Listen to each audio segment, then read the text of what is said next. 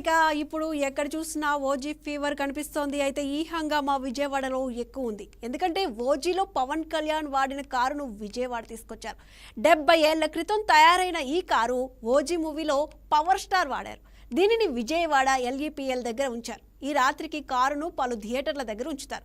OG జేకీ గురించి మరిన్ని వివరాలు మా ప్రతినిధి బిందు అందిస్తారు.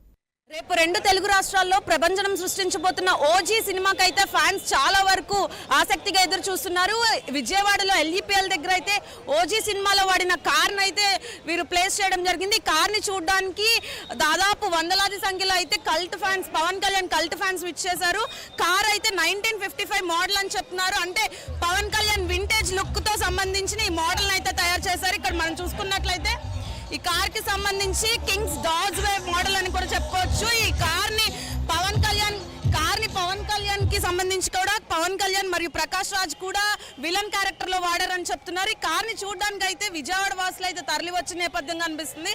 అంతేకాకుండా ఈ కార్ కి ప్రత్యేకత ఏంటంటే ఇది చాలా వరకు ఇప్పటికీ 4-5 సినిమాల్లో కూడా ఈ కార్ని వాడారని చెప్తున్నారు. ఇంకా చూసుకున్నట్లయితే కృష్ణగాడి వీరప్రేమ గాథ మరియు మంగళవారం మరియు తలాయివా సినిమాల్లో కూడా వాడారని కూడా చెప్పొచ్చు. అయితే ఇక్కడ చూసుకున్నట్లయితే ఫ్యాన్స్ కూడా ఈ కార్ ని చూడడానికి దాదాపు ఫ్యాన్స్ పిఎస్పీకే ఫ్యాన్స్ కూడా మనం ఇక్కడ వచ్చినట్టు